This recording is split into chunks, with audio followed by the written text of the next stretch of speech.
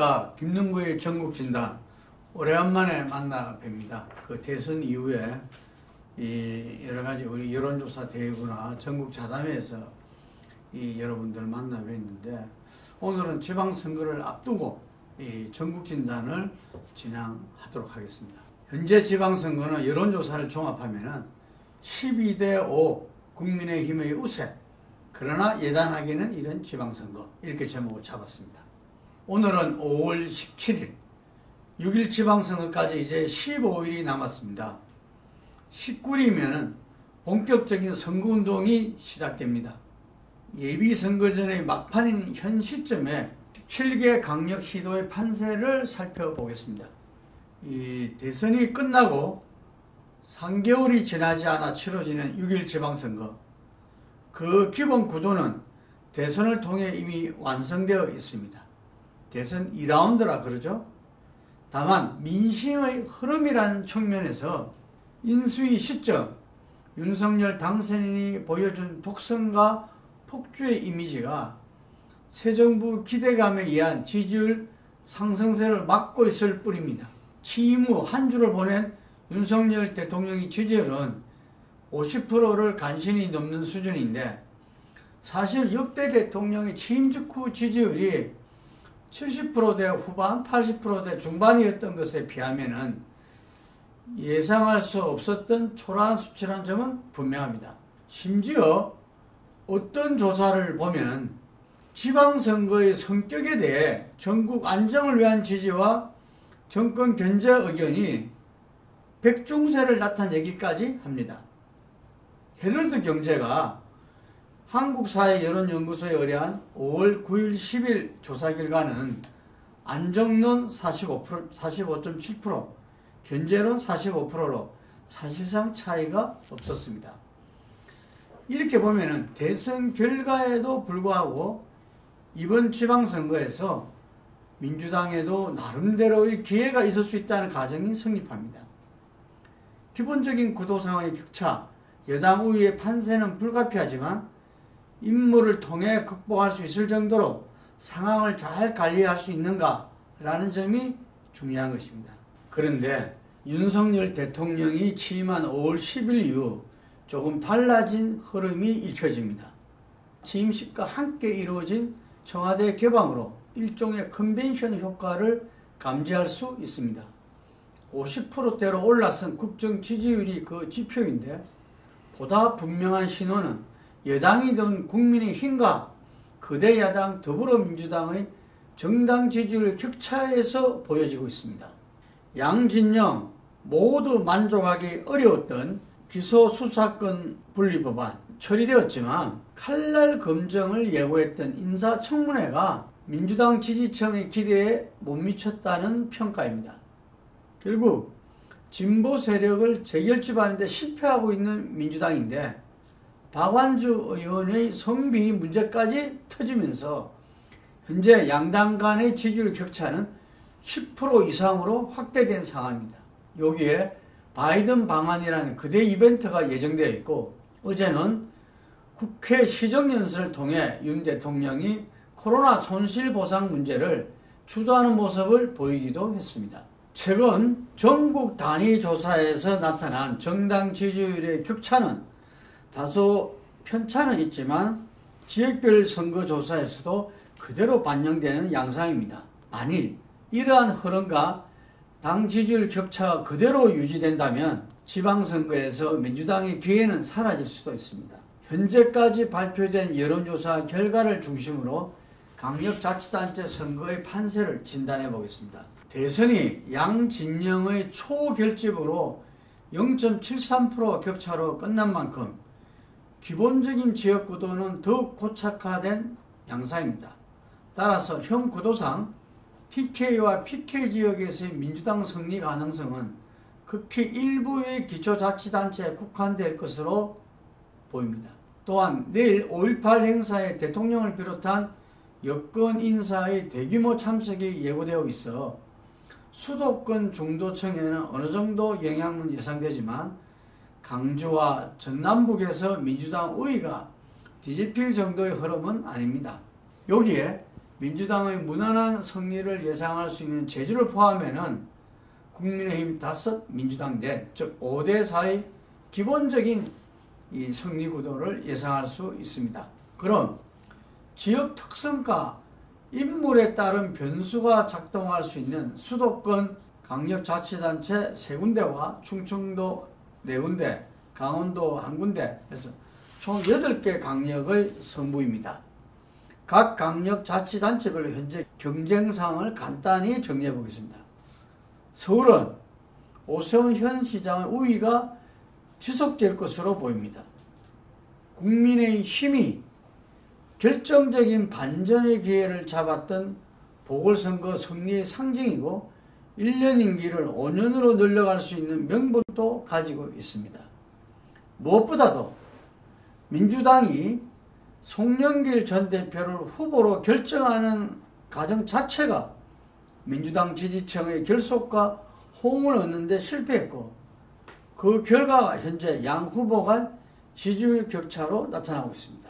어제 발표한 방송 3사 여론조사 5월 14, 15일에 걸쳐 조사한 결과를 보면 오세훈 49.1, 송영길 29.5, 무려 19.6%의 20% 정도의 차이를 보이고 있습니다. 민주당은 이재명 고문을 계양을 보궐선거에 공천하고 지방선거의 총괄선대위원장을 맡겼습니다. 다른 배경을 떠나서 이 고문의 초기 등장은 민주당 입장에서는 지방선거 방어를 위한 승부수입니다. 지난 대선에서 이 고문은 경기에서 4.9%, 인천에서 1.8%를 앞섰습니다. 인천이 돌풍의 핵이 되고 이를 기반으로 수도권 승리, 강원 충청 지역 승리까지 확산한다는 그런 전략입니다. 방송 3사 여론조사에서 인천은 유정복 국힘 후보가 37.5%, 박남춘 현 시장이 30.4%, 7.1% 격차로 국민의힘이 우위했습니다. 경기도의 경우 김동연 민주당 후보가 37.3%, 김은혜 국민의힘 후보가 36.1%를 기록했습니다. 오차범위 내 초박빙이지만 수도권 중 유일하게 민주당이 앞서고 있습니다. 이재명 고문의 등판으로 제2의 대선판이 벌어졌다는 이야기도 있지만 현 상황은 녹록지 않습니다. 강원도지사의 경우 대선 때는 윤석열 당선인이 12.5% 차이로 우세했던 지역이지만 이번에는 마지막까지 접전을 예상하는 의견이 많습니다. 단식 농성 끝에 공천을 획득한 김진태 국힘 후보가 우위했지만 강원도 대망론, 강원도도 대통령 만들어보자 라는 강원도 대망론으로 도지사에 올랐던 이강재 민주당 후보의 인물론이 만만치 않습니다. 이강재 후보가 국회의원하고 또 이겨서 도지사를 할 때 대단했습니다. 인기가. 방송 3사 여론조사에 나타난 결과는 김 후보 45.1, 이 후보 33.9로 11.2%의 격차를 보이겠습니다. 앞으로 강원특별자치도 입법, 국회의원 자기들 성과라고 이야기하지만 이강재 후보가 당의 요청에 응답하면서 요구했던 약속이 지켜졌다고 합니다. 이강재 후보에 대한 민주당의 전폭적인 지지가 또 어떤 결과를 날지 자못 궁금합니다. 충청 지역은 여러분 다 아다시피 항상 전국 선거의 캐스팅 보트로 불립니다. 지난 대선에서는 세종을 제한 3개 구역 모두 윤석열 후보가 우세했습니다. 충남 6.1, 대전은 3.2, 충북은 5.6% 차이가 났습니다. 현재 충북은 국민의힘 김영환 후보가 문재인 정부 비서실장 출신 노영민 후보를 크게 앞서고 있어 국힘의 승리가 유력한 지역으로 분류됩니다. 조선일보와 K스트 리서치의 의뢰 5월 14, 15일 조사한 결과는 김영환 49.5, 노영민 34.1로 15.4%포인트 격차를 보이고 있습니다. 충남과 대전은 민주당 현직 단체장과 국힘의 도전자가 맞붙는 상황입니다. 선거 초반에는 어느 정도 현직 프리미엄이 작동되어 윤석열 대통령 취임과 박안주 의원의 성비 제명 문제가 발생하면서 여론이 크게 움직이고 있습니다. 충남의 경우가 대표적인데요. 5월 초까지 양성조 현 지사가 5% 내에서 앞서고 있었는데 최근에는 오차범위 내지만 국민의힘 김태흠 의원이 앞서는 결과가 나오고 있습니다. 앞서 언급한 조선일보 조사에서 김태흠 44.1, 양승조 41.7을 기록했습니다. 대전시장의 경우에도 국민의힘 이장우 전 의원의 우세가 계속되고 있습니다. 같은 조사에서 허태정 현 시장은 41.2, 이장우 후보 45.8로 4.6%의 격차를 보이고 있습니다. 세종은 지난 대선에서 이재명 후보가 7.8%포인트로 넉넉하게 이겼던 지역이죠. 이번에 3선에 도전하는 민주당 이춘희 후보와 국힘 최민호 후보가 초접전의 경쟁을 펼치고 있습니다. 세종메일이 5월, 4월 이너텍 시스템즈에 의뢰한 조사 결과는 최 후보 45.4, 이 후보 42.1%로 오차범위 내 결과를 보이고 있습니다. 초반에 이춘희 후보 우세로 나타났던 여론에 비하면 세종도 이제 분위기가 많이 바뀐 모습입니다. 현재 조사된 여론조사에 따르면 충청지역 4개 권역에서 민주당은 한 곳을 건지기도 벅찬 상황이 됐습니다. 강원도지사 역시 승리를 논하기 어렵다고 보면 민주당은 이제 최악의 결과도 염두에 두지 않을 수 없게 되었습니다. 지난 2018년 7기 지방선거는 민주당이 14곳을 석권했고 당시 자유한국당은 TK만을 지켜냈습니다. 민주당 입장에서 최악의 패배는 2006년 4기 지방선거입니다. 당시 민주당과 열린우리당의 분열 속에서 강주 전남부를 제외한 13개 전 지역에서 패했습니다. 현 상황이 지속된다면 이게 버금가는 완패 구도가 만들어질 수 있다는 이야기입니다. 이재명 민주당 총괄선대위원장은 라디오 인터뷰에서 호남만 제대로 지켜도 다행이다 싶을 상황이다. 수도권 한 곳이라도 이긴다면 승리로 본다. 엄살 밝기도 하고 우리 그렇지만 지금까지 제가 쭉 이렇게 분석한 바에 의하면은 상당히 그렇게 될 가능성도 높다 이렇게 보여집니다.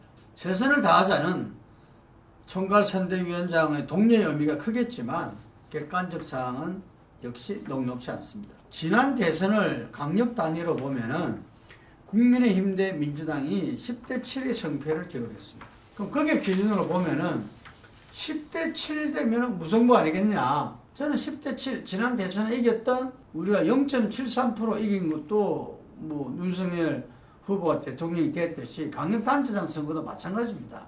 5%든 1%든 이긴 쪽에서 승리한 겁니다. 그렇기 때문에 이 지난 대선 결과 10대 7이 그대로 온다면 민주당에서는 승리라 볼 수 있습니다. 왜? 수도권에서 경기, 인천을 이겼으니까요. 지방선거에서 이 두 곳을 이긴다면 이 민주당이 승리다고 감히 이야기할 수 있죠. 근데 지금 민주당의 어떤 하고 국힘의 객관적 여론조사에서 나타낸 바에 의하면은 현재 시점의 모의고사 점수는 13대 4 또는 12대 5입니다. 지방선거는 대선과 다르죠. 첫째가 투표율이 다릅니다. 투표율이 60%에 미치지 못한다는 겁니다. 평균이 아마 한 50% 중반대 정도 됐을 건데요. 그렇기 때문에 이 선거는 진보와 보수층의 지지층이 어느 정도 결집하고 어느 세력의 투표장에 실제로 나오는지가 결과에 가장 중요한 영향을 미치는 선거입니다. 그런데 역대 지방선거에서 여론조사와 실제 선거 결과가 바뀌는 경우가 흔한 이유도 여기에 있습니다. 최근 여론조사 응답자의 성향을 보면 아직 대선의 여파에서 벗어나지 못한 것 같습니다. 이번 주 발표한 TBS KSO의 조사에 따르면 본인이 보수라고 답한 비율이 41.4%, 반면에 진보 성향을 응답한 비율은 22.2%. 제가 보기에는 한 10년 동안 제일 낮은 것 같아요. 우리 정치 지형이나 지난 대선의 결과와 비교해도 쉽게 수긍하기 어려운 분포인데 진보층의 응답률이 크게 떨어져 있는 상황에 대한 해석이 필요하겠지만 적어도 이 추세가 선거일까지 지속된다면 현재의 모의고사 점수 13대 4 혹은 12대 5가 그대로 나타날 가능성이 높습니다. 선거는 구도와 인물, 정책이란 측면에서 살펴봐야 되는데 현재 양당의 1대1 구도지만 대선의 성패가 큰 흐름을 만들고 있습니다. 인물 경쟁력도 막상막합니다. 정책 측면에서는 아무리 해더라도 새 정부의 어떤 코로나 손실보상 문제 등등에서 새 정부가 여당이 확실한 우위가 있다고 봅니다. 자, 이제 본격적인 선거전은 시작되지 않았습니다. 윤 대통령이나 여당의 입장에서 많은 호재들을 가지고 가고 있지만 집무실 출퇴근 문제, 지각 운운, 특히 내각 및 비서진 인사의 난맥상 등이 윤 정부 독주기조에 대한 우려와 파장을 낳고 있습니다. 시정연설에서 의회주의는 민주주의의 기본이다 이야기했는데 의회가 인사청문회에서 합의서도 만들지 않은 부분들을 계속 임명하고 있습니다. 그래서 의회주의를 농락한다 이런 비판도 있었죠. 약간의 패배의식과 냉소 분위기에 젖어 있는 진보 세력이 어느 정도까지 결집할 수 있을지 불과 보름 선거 전에 거대 야당 민주당에 주어진 숙제입니다. 민주당 입장에서는 이제 이 선거 전체에 대한 명확한 선거 전략을 세우고 하루하루를 갖다가 총력을 기울여야 합니다. 이번에 사전투표 기간은 7일, 8일 양일간입니다. 지난 대선에서 30%가 사전투표를 했듯이 이번에도 역시 사전투표가 높지 않을까 싶습니다. 변수를 보겠습니다. 변수를. 대선 2라운드다도 하나의 그 변수일 수 있죠. 이재명 후보와 안철수 후보가 각각 개항을과 분당급 보궐선거에 나왔습니다. 그래서 분위기를 윤석열과 이재명 이런 대선에서 그 윤석열 대신한 안철수와 이재명 그럼 그들의 이 선거는 어디서 나갈까요? 경기도입니다. 그래서 대선에 이어서 이번의 승부수는 저는 경기도라 보고요. 두 번째, 충청에서 충남 세종등은 좋았는데 박빙으로 바뀌고 열세가로 변하는 것은 박안주 의원이 천안국회의원입니다. 예, 충청도 천안국회의원이고 이 언론 기사에는 안희정의 척건 박안주 의원 성비 사건이라 나오고 있습니다. 상당히 안희정 지사의 그 미투를 다시 연상시키고 소환하고 있는 거죠. 그래서 이 부분들에 대한 대응 전략이 필요한데 이미 민주당에서는 그 이준석 국힘 당대표의 성상납 의혹을 갖다가 제기했죠. 그래서 그런 부분들이 제가 아까도 말씀드렸지만 지방선거는 자기 지지층들이 결집해서 투표장에 얼마나 나오냐 문제입니다. 사실은 지방선거에서 중도층이 차지하는 역할은 제한적일 수밖에 없어요. 그러려면 지지층들한테 명분을 줘야 되는 거죠. 투표장에 나갈 명분을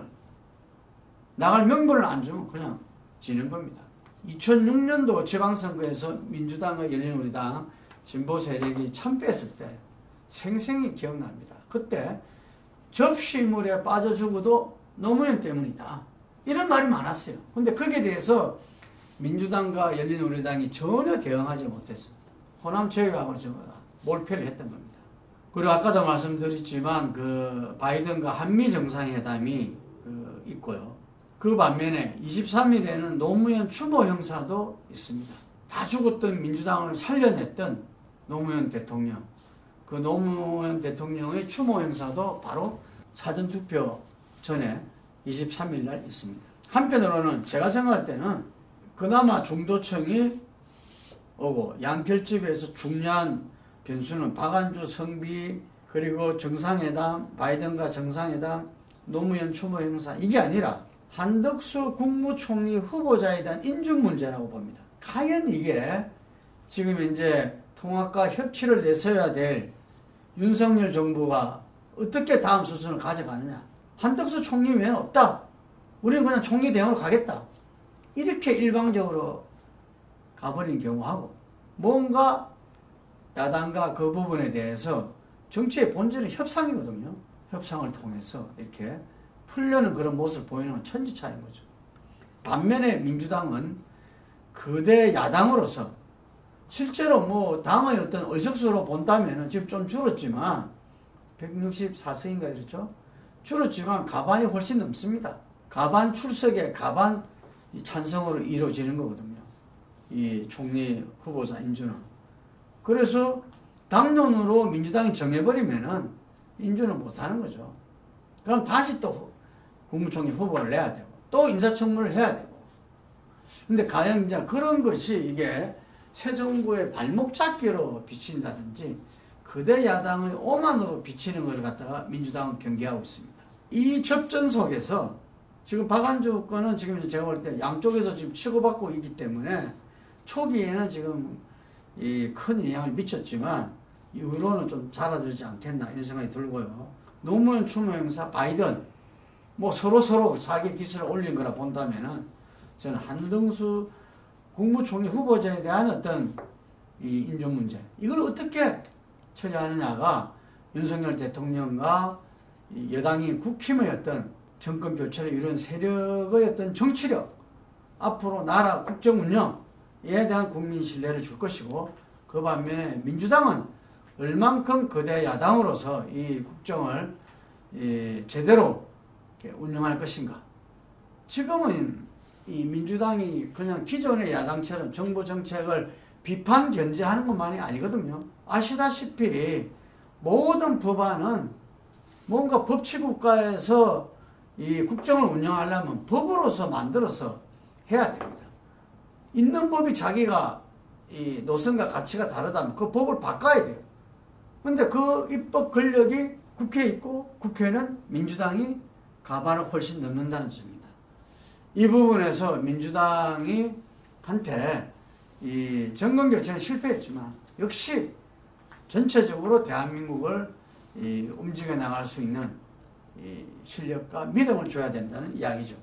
이 부분에서 저는 가장 중요하기 때문에 이것이 어떻게 나타나느냐가 지방선거 결과에 영향을 가장 크게 미칠 것이다. 그래서 현재로 보면은 모의고사 점수는 13.4대 잘하면 12대 5 민주당의 패배가 예측되지만 바로 이런 부분들을 어떻게 민주당이 국힘과 윤석열 대통령과에서 가져가냐에 따라서 계속 변화될 수도 있다. 그래서 지방선거의 승패 아직은 예단할 수 없다는 것이 오늘의 결론입니다. 본격 선거전의 흐름을 가지고 다시 찾아뵙겠습니다. 감사합니다.